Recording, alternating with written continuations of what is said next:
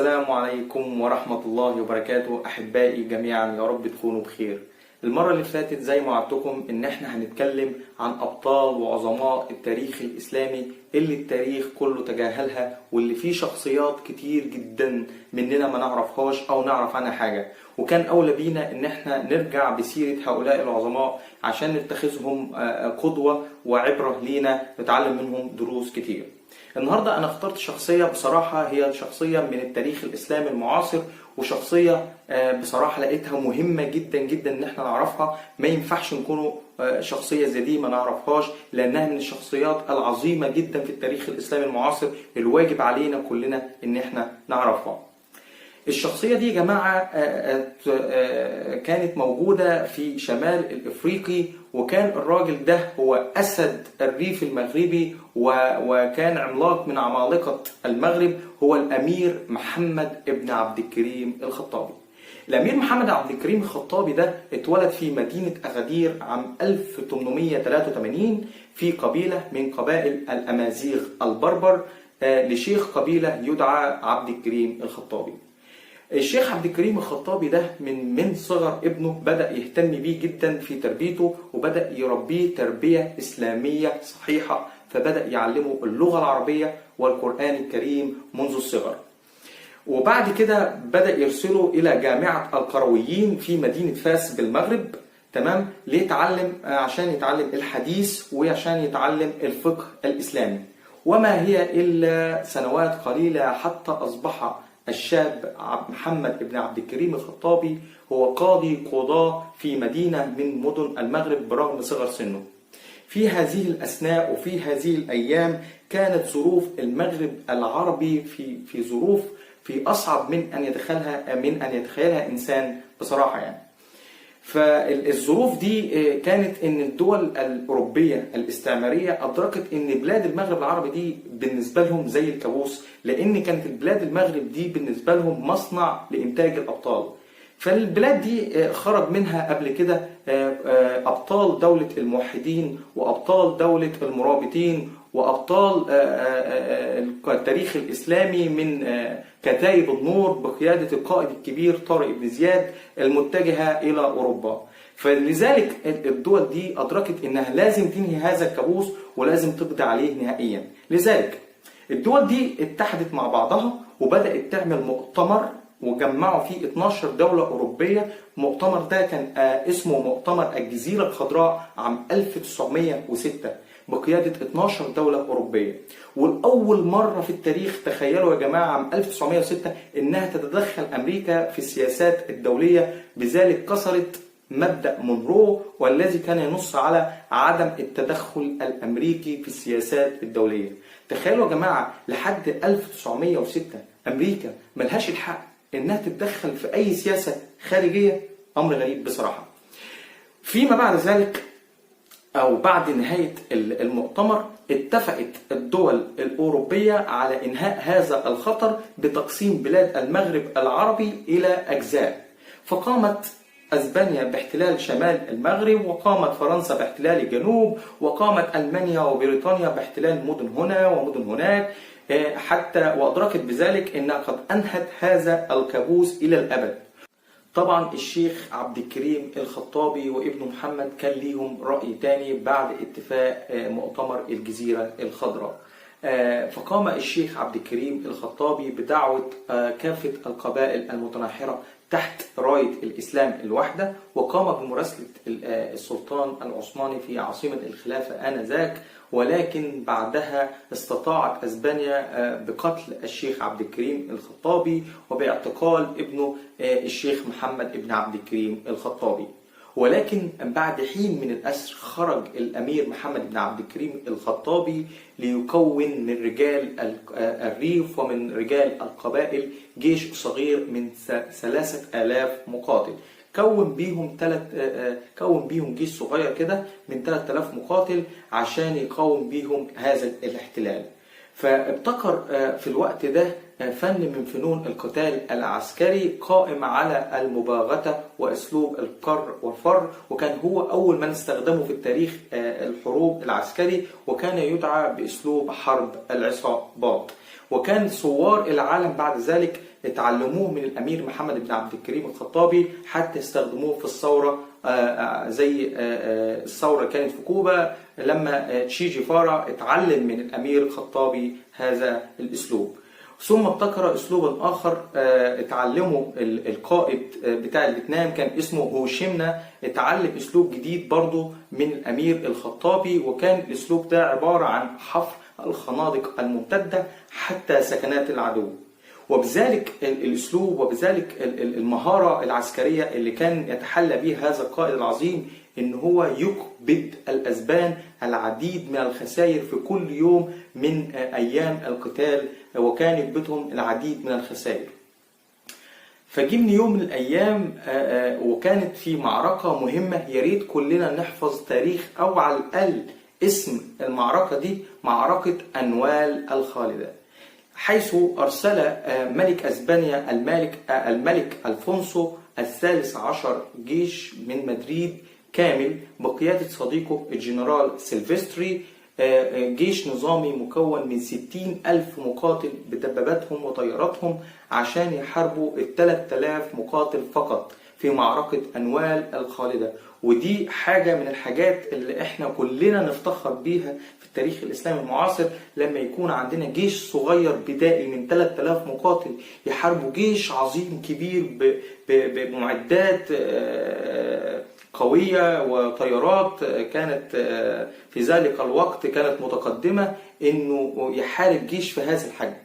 وبالفعل استطاع هذا الجيش الصغير هزيمة الجيش الكبير ذو 60,000 مقاتل. فقد استطاع الجيش تحت قيادة الأمير محمد بن عبد الكريم الخطابي قتل 18,000 أسباني في ذلك الوقت وأسر عشرات الآلاف، ولم ينجو من هذه المعركة سوى 600 محارب من محاربين الأسبان، هربوا إلى أسبانيا كالكلاب الفزعة ليقصوا ما رأوه من أهوال إلى ملك أسبانيا. بالفعل بعد معركة أنوال الخالدة قام الأمير محمد بن عبد الكريم الخطابي بتأسيس إمارة صغيرة في الريف المغربي. ثم بعد ذلك قام الأمير محمد بن عبد الكريم الخطابي في دولته الوليدة تعليم الناس الدين الإسلامي الصحيح وإرسال البعثات التعليمية إلى كافة دول العالم. ولكن بعدها لم يهدأ للدول الأوروبية بال، فقد أدركوا خطر تلك الدولة الوليدة على أوروبا وقد يكون لها مستقبل كبير، فقاموا بإعداد جيش كبير من 500,000 مقاتل لمحاربة جيش الدولة الصغيرة، والذي كان مكون حينها من 20,000 جندي فقط. ولكن الأمير الخطابي قام ببطولة بالتصدي لهذا الجيش الكبير، وقام بهزيمته في العديد من المعارك. فقد لجأ بعدها تلك الدول إلى حيلة أخرى، ثم قامت هذه الدول بشراء ذمم شيوخ المغرب أو بعض الشيوخ هناك لمحاربة الأمير الخطابي من الداخل وإصدار الفتاوى التي تحرم القتال معه. ولكن استطاع الأمير الخطابي أنه هو يتصدى لهذا العدوان من الداخل ومن الخارج، واستطاع أنه يتصدى لهؤلاء الخونة. فيأست الدول الأوروبية من محاربة الأمير الخطابي مرارا وتكرارا، ثم بعد ذلك لم يتبقى من الأمير مع الأمير الخطابي إلا 200 مجاهد فقط قد أصدروا النية على الاستشهاد في سبيل الله مع الأمير الخطابي.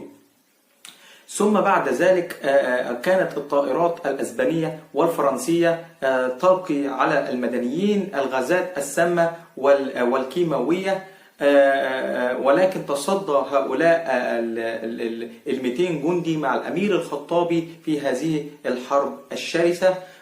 ثم لجأت هذه الدول الأوروبية إلى محاولة أخرى وهي عقد الصلح مع الأمير الخطابي، ولكنها كانت خيانة ولم يتم الوثوق بهؤلاء الخونة حيث لم يلتزموا بهذه العهود الموثقة التي تمنح أهل المغرب الحرية والاستقلال.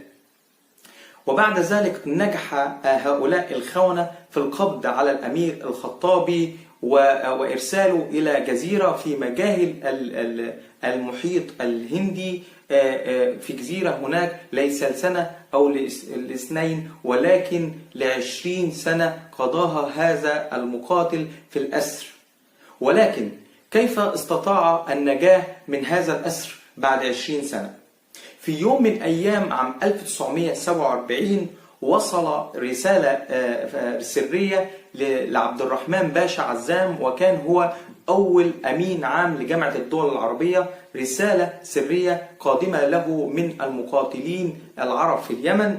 كان نص هذه الرسالة عاجل وسري: لقد أرست اليوم بميناء عدن سفينة فرنسية تحمل على متنها شيخا كبيرا مكبلا بالسلاسل، قد يكون ذلك هو البطل الذي اختفى منذ 20 عاما أن يكون الأمير عبد الكريم الخطابي.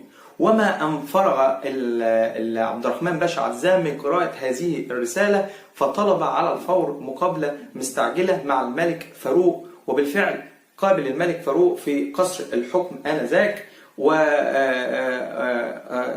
به لحظات في نقاش سري. بعدها بلحظات أصدر قرار الملك فاروق للضباط المصريين في قناة السويس باعتراض تلك السفينة وتفتيشها وإحضار ذلك الشيخ عليها للتأكد من هويته. وبالفعل بعد 24 ساعة جاب الضباط المصريين من قناة السويس هذا الشيخ الكبير اللي كان ظاهر عليه السمو والعظمة. وبعد وقوفه بين يدي الملك فاروق سأله الملك فاروق عن هويته، فقال بكل عزة وشموخ: أنا الأمير محمد بن عبد الكريم الخطابي. فقام الملك فاروق باستضافته في مصر وبتكريمه وباستضافته أحسن استضافة، وقام بتكريمه وفي القاهرة حتى وفاته عام 1963، وتم دفنه بمدافن الشهداء بالقاهرة.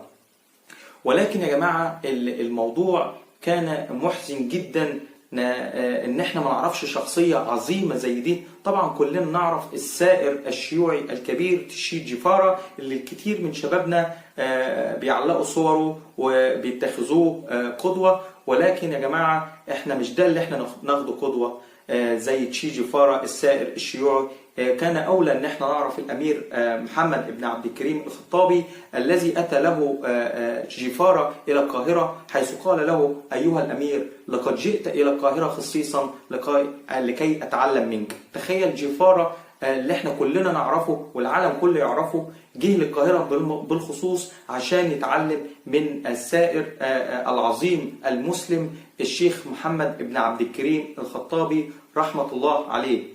يا ريت ان احنا نكون استفدنا النهارده ونكون عرفنا الشخصيه دي كويس جدا يا جماعه. وانصح اخواتي الشباب كلهم ان هم يقروا اكتر في التاريخ، لان مهما طال الفيديو مش هيكون فيه متسع ان احنا نحكي عن حياه هذا العملاق العظيم المسلم اسد الريف المغربي.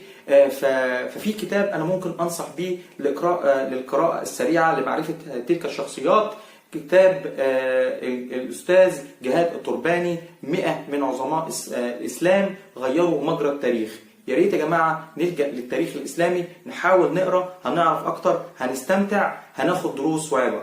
استنوني إن شاء الله في الحلقة اللي جاية، وتاريخ جديد وشخصية جديدة كلنا هنستفاد منها إن شاء الله، ويا رب نكون أفدتكم. ما تنسوش تعملوا اشتراك للقناة وتدعمونا وتنتظروا الفيديو القادم بإذن الله. والسلام عليكم ورحمة الله وبركاته.